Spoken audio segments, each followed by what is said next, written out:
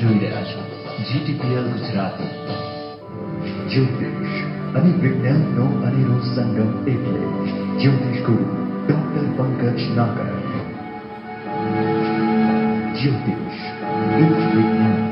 નમસ્કાર દર્શક મિત્રો, જ્યોતિષ એક વિજ્ઞાન કાર્યક્રમમાં મારી સાથે જ્યોતિષ ગુરુ ડોક્ટર પંકજ નાગર અને હું અશોક મોદી આપનું સ્વાગત કરી છે. કાર્યક્રમ જ્યોતિષ એક વિજ્ઞાનમાં અને આપ નિહાળી રહ્યા છો અમારા GTPL ગુજરાતની વિશેષ રજૂઆત કાર્યક્રમ જ્યોતિષ વિજ્ઞાનમાં.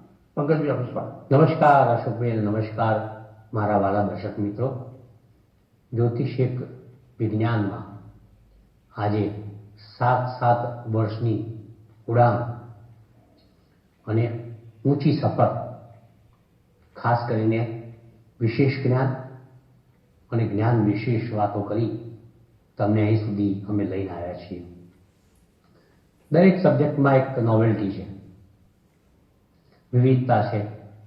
7 વર્ષના શો તમે તપાસશો, 1000 શો થયા છે, પણ એક શો સાથે બીજા શોને તમે કમ્પેર કરી શકશો નહીં. બિલકુલ બિલકુલ. The matter is always different. તો બસ એ વિવિધ રસ થાળ તમારી સમક્ષ લઈ અને પુનઃ હું અને અમે પધાર્યા છીએ. પંકજભાઈ, તમે ખૂબ જ સુંદર વાત કરી અને જબરદસ્ત. એ સાધારણ જે બાબત છે એ 1000 એપિસોડ સુધીની તમે એક જર્નીની વાત છે, જબરદસ્ત છે. અને બારોબાર દર્શક મિત્રોની પણ આપણે પ્રશંસા છે કે એ લોકોએ ખૂબ જ આ કાર્યક્રમનો સરાહ્યો અને આ કાર્યક્રમમાં ખૂબ જ રુચિ બતાવી છે. ત્યારે દર્શક મિત્રો, આજે એપિસોડમાં વાત કરીશું જે પ્રમાણે જાણો કે 3-4 એપિસોડથી આપણે રંગોનથનું ધારણ કરવામાં જે ગ્રહોમાં જે વિરોધાભાસી કઈ રીતે બનતા હોય છે, કઈ રીતે નુકસાન કરતા હતા અથવા તો કઈ તમારે ક્યાંક એવોઇડ કરવા જોઈએ એની વાત ચાલી. એ પછી આપણે ગત એપિસોડમાં આપણે વાત કરી હતી કે એવા ગ્રહો રત્નનંગો કે જે તમને ક્યાંક સુટેબલ હોય આપણે અથવા તો એની સાથે જે કોમ્બિનેશન છે મિત્રો ગ્રહોના, એ કઈ રીતે તમને એ સારા ફળ આપી શકે અને તમારે એને કઈ રીતે કઈ ધાતુમાં પહેરવી, કઈ આંગળી પર પહેરવી, એના નામ શું છે એની આપણે વિસ્તારથી ચર્ચા કરી રહ્યા પંકજભાઈ સાથે. ત્યારે પંકજભાઈ, એક અનુકૂળ જે ગ્રહો છે જાતક માટે એની વાત કરી હતી. એમાં આપણે અત્યાર સુધી સૂર્ય, ચંદ્ર, મંગળ અને બુધની વાત કરી હતી ગત એપિસોડ સુધી. બિલકુલ. આજે આપણે ગુરુના એક એવા ગ્રહના નામની રત્નોની વાત કરીશું કે જે દર્શક મિત્રોને કેટલું સુટેબલ છે, કયા ગ્રહો સાથે પહેરવું જોઈએ અને કઈ ધાતુમાં, કઈ આંગળીએ અને કેવી રીતે એને એની કોઈ ખાસ કોઈ એવી પૂજા વિધિ હોય અથવા એને કઈ રીતે ધારણ કરવું એની સમગ્ર વાત કરીશું અને ફાયદાની વાત કરીશું. બિલકુલ. અત્યાર સુધી આપણે ગ્રહોના નવરત્નમાં બુધના પન્ના, પાનું, અંગ્રેજીમાં જેને એમરલ્ડ કહેવાય, ત્યાં સુધી પહોંચ્યા. હવે આપણે વાત કરીશું ગુરુની. તો ગુરુનું રત્ન કયું? ગુરુનું રત્ન સર્વસામાન્ય રત્ન તરીકે ગણાય છે. તમે કોઈની પણ આંગળી પર જુઓ, એક્ટર હોય કે ડૉક્ટર હોય, બિલ્ડર હોય કે કોન્ટ્રાક્ટર હોય, કમ્પાઉન્ડર હોય કે પ્યુન હોય, બધા ગમે તે ભોગે ગમે તે રીતને પૂછ્યા વિના, જાણ્યા વિના, કુંડળી બતાવ્યા વિના ગુરુનું રંગ ધારણ કરે પ્રથમ આંગળી પર. આ ખરેખર ખોટું છે. બિલકુલ. અગાઉના શોની અંદર આપણે વાત કરી કે ગુરુનું રત્ન કે દરેક લાગુ ના પડતું. તો આ ગુરુના રત્નને પોખરાજ કહેવામાં આવે છે ગુજરાતીમાં. એનું નામ યલો સેફાયર પણ છે, કેટલાક લોકો ટોપાસ પણ કહે છે, ટોપાસ પણ કહે છે, અને પીળા રંગનું હોય છે. મોટાભાગે સિલોની ગુરુ ખૂબ જ વખણાય છે. પછી જયપુરી ગુરુનું નામ આવે છે, પછી ખંભાતી ગુરુનું નામ આવે છે. એટલે પહેલા જે આવે એ સિલોની ટોપાસ, પછી જયપુરનો ટોપાસ, પછી ખંભાતી ટોપાસ. અત્યારે બેંકોકના પણ આ ટોપાસ યલો સેફાયર ખૂબ ચાલે છે. પણ જે સાચું રત્ન હોય એનો પ્રભાવ સાચો હોય. આથી સાચા રત્ન માટે આગ્રહ રાખવો જરૂરી છે. હવે આગળ વધીએ. આ પોખરાજને, યલો સેફાયરને હંમેશા સોનાની ધાતુમાં, ગુરુવારના દિવસે સવારે વહેલી પરોઢે, ગુરુવારે સૂર્યોદયના 1 કલાકની અંદર ગુરુની હોરામાં સારા ચોઘડિયામાં પહેરી શકાય, સોનામાં. પ્રથમ આંગળી પર. અહીં સિવાય બીજે ક્યાંય પહેરી શકાય નહીં. અલબત્ત પેન્ડન્ટ તરીકે પહેરી શકાય, પણ આંગળીમાં ચૂક કરવી, ભૂલ કરવી નહીં. બિલકુલ. બરોબર. હવે અમુક કુંડળીઓમાં આ રત્ન ન પણ પહેરી શકાય. લાઈક જે કુંડળીમાં ગુરુ માર્કેશ બનતો હોય, અષ્ટમેશ બનતો હોય, વ્યયેશ બનતો હોય. તારે કઈ કુંડળીનું છે? તારે કે મેષ લગ્નની કુંડળી હોય અશોકભાઈ, તેમાં ગુરુ વ્યયેશ બને. બરાબર. ધારો કે વૃષભ લગ્નની કુંડળી હોય, તેમાં અષ્ટમેશ બને. એટલે કોઈ પણ કામ વગર વિચારે કરવું નહીં. બિલકુલ. તો ખાસ ધ્યાન રાખવાનું છે કે ગુરુ રત્ન ધારણ કરતા પહેલા આ પ્રકારની પરિસ્થિતિ કુંડળીની હોય, મેષ લગ્ન હોય, વૃષભ લગ્ન હોય, તો ગુરુનું રત્ન ધારણ કરવું જરૂરી નથી, ન જ કરવું. તમને થશે કે ભાઈ ગુરુનું રત્ન ધારણ કરનારા લોકોને શું ફાયદા થાય? બિલકુલ.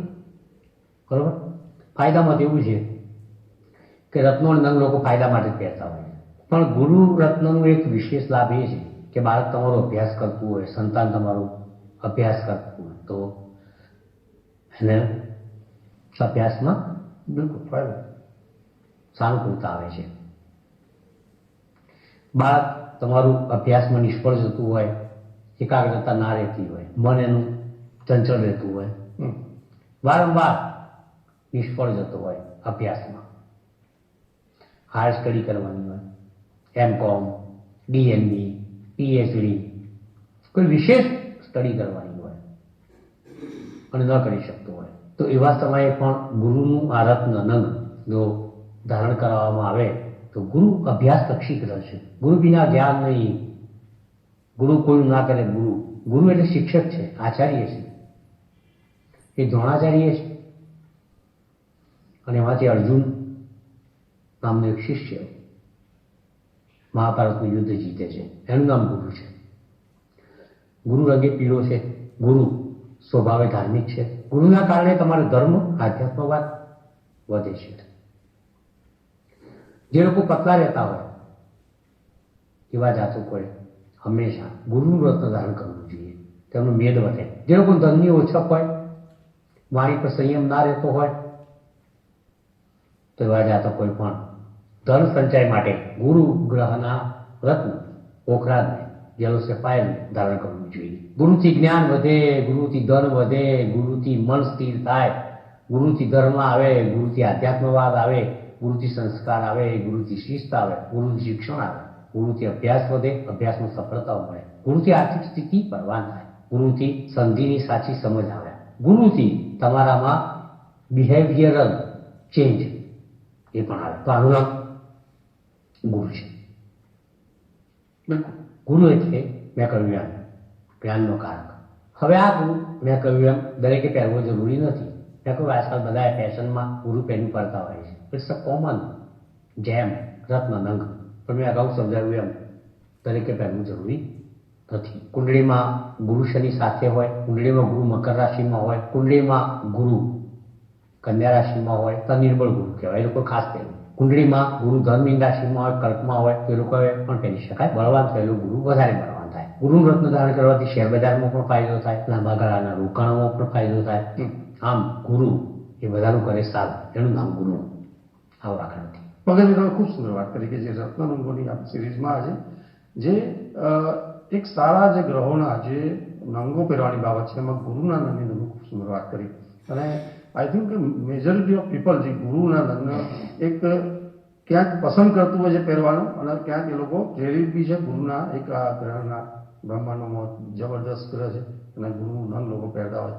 ત્યારે આ પોખરાજ જે પગલજી કીધું કે પહેરવા જોઈએ, કયા લગ્નના જાતકોએ પહેરવા જોઈએ, એ એવોઇડ કરવા જોઈએ, આ બધી બહુ ખૂબ સુંદર વાત કરી હતી.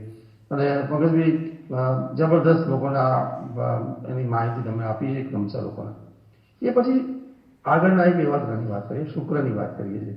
એ શુક્રનું જે ગ્રહનું જે નંગ છે એ લોકો ધારણ કરતા હોય છે, અને એમાં આપણે જાણવાની ઈચ્છા એ લોકોને એ થશે કે એમાં કયા ફાયદાઓ છે, કઈ ખાસ એના નામ કયા છે, કયા શુક્રના અંગો છે, ધારણ કરતી વખતે કઈ બાબતો છે, અથવા તો કઈ આંગળીએ પહેરવાની બાબત છે.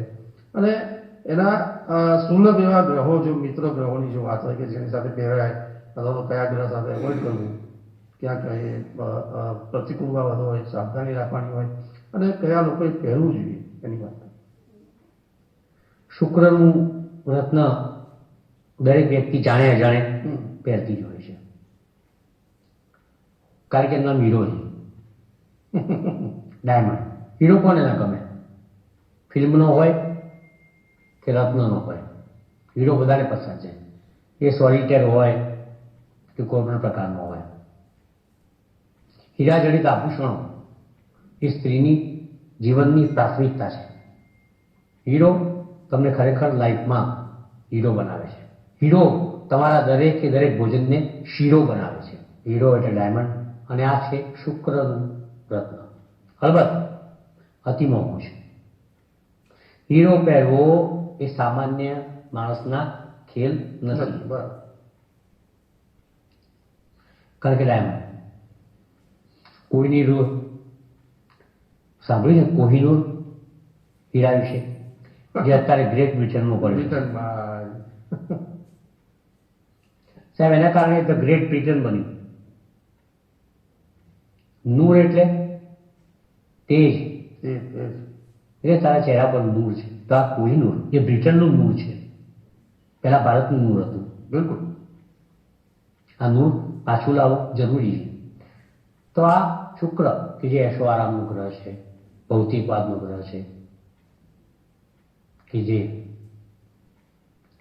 તમને સ્ત્રી સુખ, સૌંદર્ય, બ્યુટી આપે છે. એ તમારા તમામ ભૌતિક સુખને સંતોષે છે.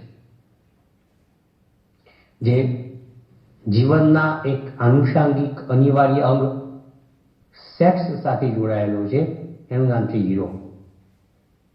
હીરો એટલે તમે દરેક પરિસ્થિતિમાં પ્રકાશિત કરે અને તમને ઉજળા કરે.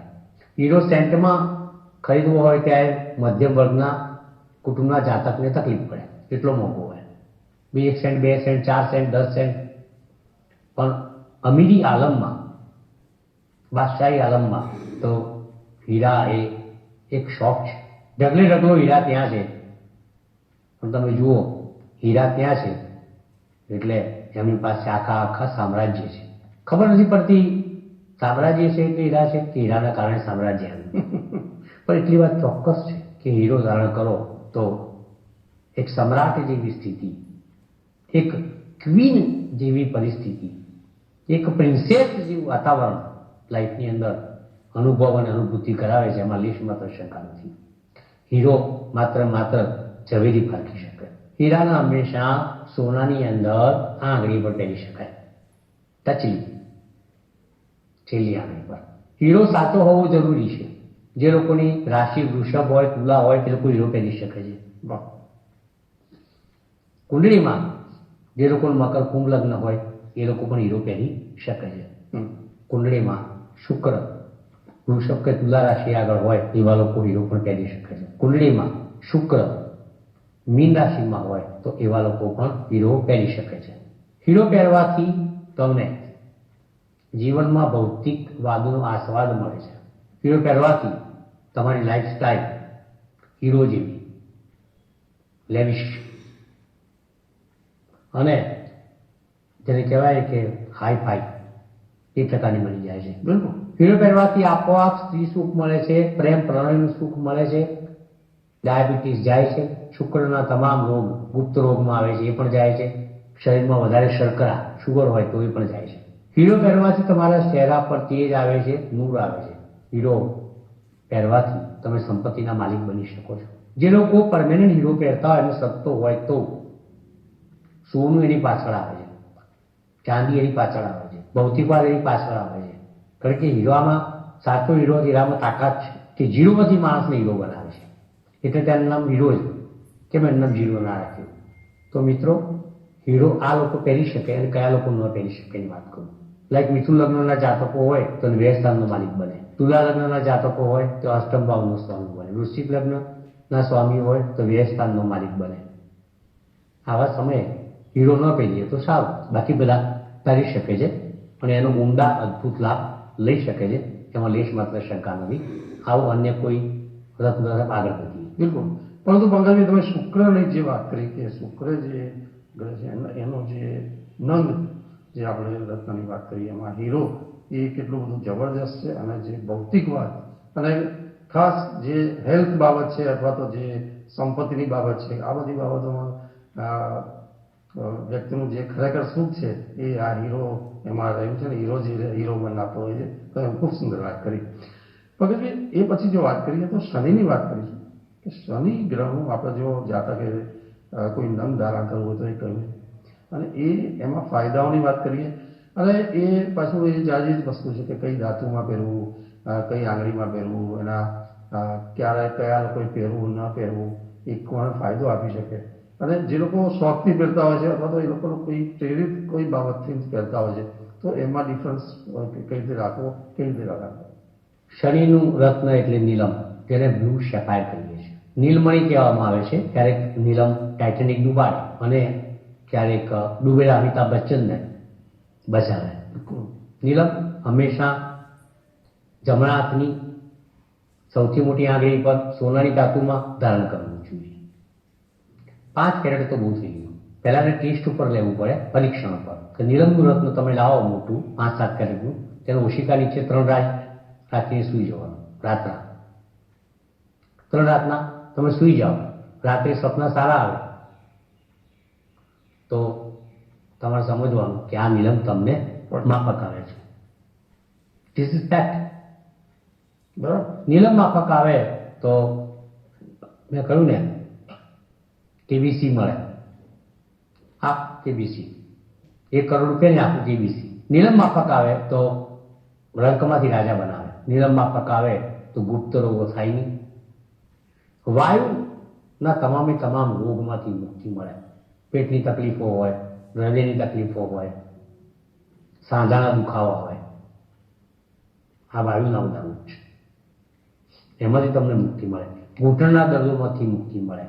સ્નાયુઓ પકડાઈ જવાના રોગમાંથી તમને મુક્તિ મળે. એનું નામ નીલમ છે. શનિ સાથે સંકળાયેલો છે. નીલમ જો તમને માફક આવે તો કષ્ટ, પીડા, વિલંબ, કોઈ પણ પ્રકારની તકલીફો, વૃદ્ધાવસ્થામાં પડતી તકલીફો, કબજિયાત, આંતરડાના રોગ, દુઃખ, દર્દ, દરિદ્રતા, કષ્ટ અને પીડામાંથી તમને મુક્તિ અપાવે. એનું નામ નીલમ. નીલમ એ દરેકે દરેક પીડાનો મલમ છે. નીલમ એટલે કેવું રત્ન છે કે જેને સદે તો સાહેબ આખી જિંદગી એને બાદશાહ બનાવે, અને ના સદે તો આખી જિંદગી એ ગંદા ટામેટાની જેમ સડે. એવી આ એક વાત છે. મકર કુંભ રાશિના જાતકો એને ધારણ કરી શકે છે. વૃષભ તુલા રાશિના જાતકો પણ એને ધારણ કરી શકે છે. મિથુન કન્યા રાશિના જાતકો પણ એને ધારણ કરી શકે છે. મીન રાશિના જાતકોએ ધારણ કરતા પહેલા સલાહ સૂચન લેવા જરૂરી છે. બીજું કર્ક લગ્નના જાતકો, સિંહ લગ્નના જાતકોએ નિયમ ધારણ કરતા પહેલા એટલા માટે માહિતી લેવી જરૂરી છે કારણ કે કર્ક લગ્ન ચંદ્રનું છે, ચંદ્ર શનિનો દુશ્મન છે. સિંહ લગ્ન સૂર્યનું છે, સૂર્ય પણ શનિનો દુશ્મન છે. આથી કોઈ પણ રત્ન ધારણ કરતા પહેલા કોઈ એક્સપર્ટની સલાહથી તમે આગળ વધો તો તમારા માટે એ લાભપ્રદ છે. તો આ વાત થઈ બ્લુ સેફાયરની, નીલમની, નીલમણીની, કે જે શનિનું રત્ન છે, કોને ધારણ કરી શકાય, કોને ના કરી શકાય, શું લાભ થાય, તો બધી તમામ વાત તમારી સમક્ષ મેં કરી છે. આવો આગળ.